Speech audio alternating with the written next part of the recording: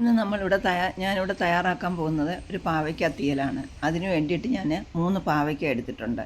ആ പാവയ്ക്കയ്ക്കൊരു ശകലം നിറവ്യത്യാസമൊക്കെ വന്നിട്ടുണ്ട്. എങ്കിലും ഞാനങ്ങ് തീയൽ വെക്കാൻ ഒരുങ്ങുകയാണ്. ആ പാവയ്ക്ക നമ്മൾ നല്ലപോലെ കഴുകി വൃത്തിയാക്കിയതിന് ശേഷം അതിനകത്തെ അരിയെല്ലാം കളഞ്ഞ് അത് നീളത്തിൽ അരിഞ്ഞെടുക്കുകയാണ്. പാവയ്ക്ക 3 അരിഞ്ഞു വെച്ച് കഴിഞ്ഞു.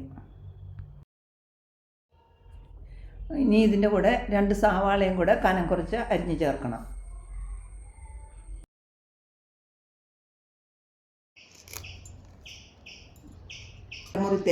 അരമുറി തേങ്ങ കൂടുതൽ അരച്ചാൽ ഏറ്റവും നല്ലത്. അരമുറി തേങ്ങ ചെറുതായിട്ട് തിരുമിയെടുത്ത് അതിന് ആവശ്യമായ ഉള്ളിയും ആവശ്യത്തിനുള്ള മുളക് പൊടി, മല്ലിപ്പൊടി. ചട്ടി ചൂടായിട്ടുണ്ട്. ഇനി ഇതിനകത്തോട്ട് അല്പം എണ്ണ ഒഴിച്ച് തേങ്ങ ഇട്ട് നല്ലപോലെ വറുത്ത് കോരി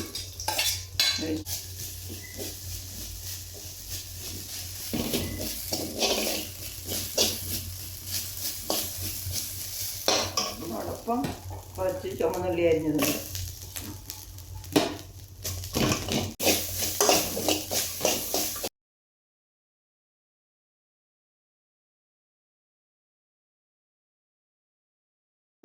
തേങ്ങ ഒന്ന് ചുവന്ന് വന്നിട്ടുണ്ട്. അതിനോടൊപ്പം 2-3 പച്ചമുളക് കൂടെ അതിൻ്റെ കൂടെ ഇട്ട് എടുക്കുന്നുണ്ട്.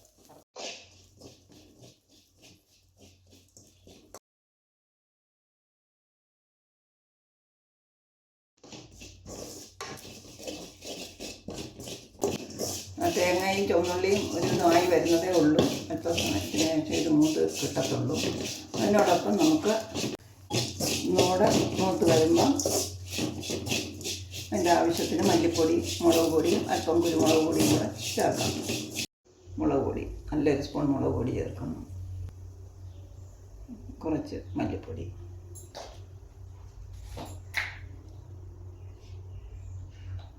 സ്പൂൺ മഞ്ഞൾപ്പൊടി,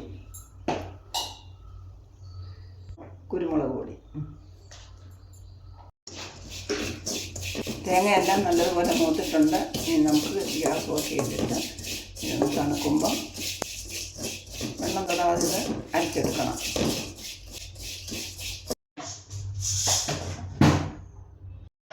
ഇതിൻ്റെ അരപ്പ് അരച്ചെടുക്കാൻ വെള്ളം തൊടാതെ അരച്ച് വേണം തീയൽ വെക്കുന്നത്. അമ്മിയിൽ അരച്ചെടുക്കുമ്പോൾ നമ്മൾ വെള്ളം തൊടാതെ അരച്ചെടുക്കാം. നമ്മൾ മിക്സിയിലൊക്കെ ഇട്ട് അരയ്ക്കുമ്പോൾ അല്പം വെള്ളം കൂടി ഒഴിച്ചെങ്കിലേ നല്ലതുപോലെ അരച്ചെടുക്കാൻ പറ്റത്തുള്ളൂ. ഞാനൊരു 1/2 ഗ്ലാസ് വെള്ളം ഒഴിച്ചാണ് മിക്സിയിൽ അരച്ചെടുത്തിരിക്കുന്നത്. ചീനിച്ചട്ടിയിൽ 2 തവി എണ്ണ ഒഴിക്കുന്നുണ്ട്. ആ എണ്ണ ചൂടായി വരുമ്പോൾ പാവയ്ക്കയും സവാള അരിഞ്ഞതും വഴറ്റിയെടുക്കണം.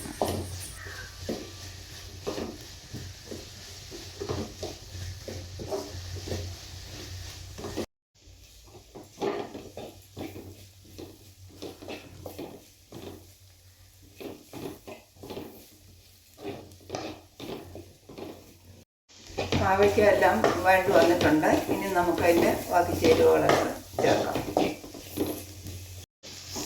പാവയ്ക്ക എല്ലാം ശരിയായിട്ടുണ്ട്. ഇനി അതിനകത്തേക്ക് ആവശ്യത്തിന് കുറച്ച് വെള്ളം ഒഴിച്ച് ഒന്ന് ആവി വെക്കാം. തിളയ്ക്കണം.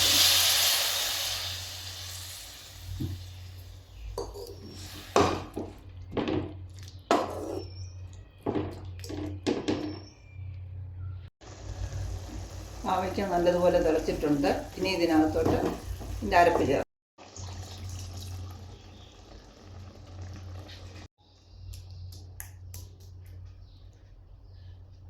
അല്പം പുളി പിഴിഞ്ഞത് ചേർക്കുകയാണ്.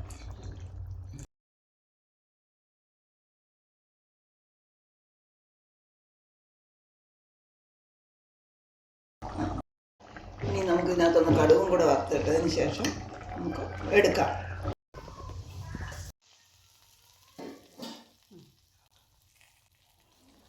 ഇതിനി നന്നായി ഇളക്കി യോജിപ്പിക്കുന്നു.